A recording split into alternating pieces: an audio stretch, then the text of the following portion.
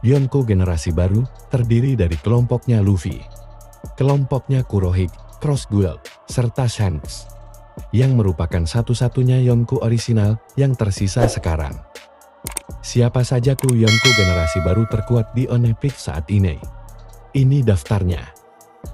Oh ya, karena ini membahas kru Yonko, maka para kaptennya seperti Luffy, Shanks tidak saya hitung. Dracula Mihawk.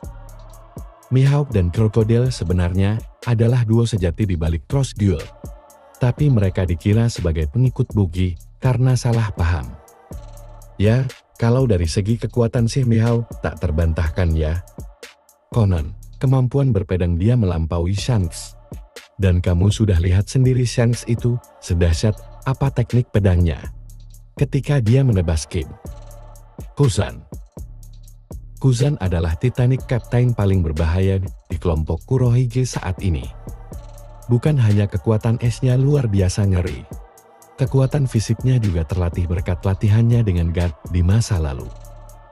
Yang bisa mengalahkan Kuzan tampaknya ya hanya petarung level Yonko seperti Luffy. Petarung level Admiral seperti Sakazuki yang memang sudah mengalahkannya. Atau sosok seperti Garp yang terasa sekuat Admiral Garp sempat menghajar Kuzan sebelum dia direpotkan musuh lain. Bahkan karakter yang secara teknis sama-sama komandan kelompok Yonko, seperti Sanjuan Wolf dari kelompok Kurohige atau Charlotte the Cracker dari kelompok Big Mom, bisa ia bekukan. Ben Beckman. Memang kekuatan Beckman masih misterius. Meski begitu, dia terasa sebagai salah satu anak buah Yonko paling berbahaya saat ini. Terutama setelah terungkap kalau bukan Shanks yang menyebabkan Ustaz Kid dulu kehilangan satu tangannya. Pelaku dari insiden itu justru Beckman. Roronoa Zoro. Zoro sekarang bisa melapisi serangan pedangnya dengan Haoshoku Haki. Bahkan Yonko seperti Kaido pun bisa kesakitan dibuatnya. Potensi serangan Zoro pun salah satu yang paling destruktif di antara kru Yonko.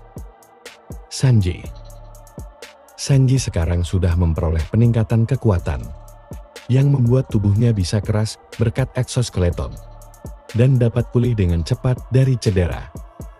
Bahkan tulang-tulang patah pun bisa pulih dalam sekejap. Dengan teknik Ifrit Jambai, tendangan Sanji juga lebih dahsyat.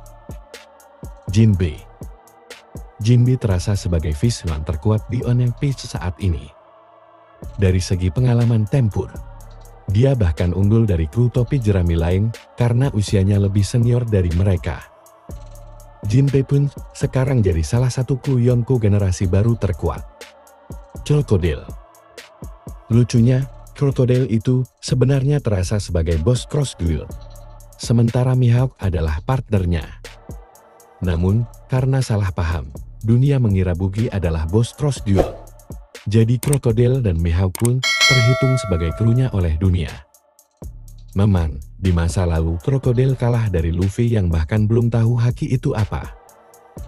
Tapi jangan remehkan pria ini, kemampuan manipulasi pasirnya sangat dahsyat. Kalau kita membicarakan kekuatan Crocodile, kita mungkin sebaiknya bukan mempertimbangkan aksinya di Arabasta saja, tapi juga aksinya di Marineford, di mana dia sempat tampil menonjol. Dan bisa jadi setelah 2 tahun ini, Crocodile sudah semakin kuat. Yasop. Kita sebelumnya sudah dengar kalau akurasi Yasop luar biasa. Bahkan sepertinya lebih dahsyat dari Usopp. Di One Piece film, Red, lalu terungkap kalau Kenbunsoku Haki dia tampaknya bahkan lebih kuat dari Katakuri. Padahal sebelum itu, Katakuri terasa sebagai master Kenbunsoku Haki. Yasop pun terasa sebagai salah satu anak buah Shanks paling berbahaya. Shiryu sejak awal adalah pendekar pedang berbahaya. Sekarang dia mampu menghilang pula. Pria ini bisa jadi ancaman yang luar biasa, terutama karena dia bisa mendadak muncul menikam target. Lucky Rocks adalah salah satu kru Shanks yang paling menonjol. Dia sudah terasa potensi bahayanya sejak bab 1, di mana dia mendadak menembak kepala bandit yang mengancam Shanks. Rocks pun mungkin adalah salah satu kru Yonko generasi baru paling berbahaya. Nah, itu kru Yonko generasi baru terkuat di One Piece saat ini. Setuju gak? Sampaikan di kolom komentar.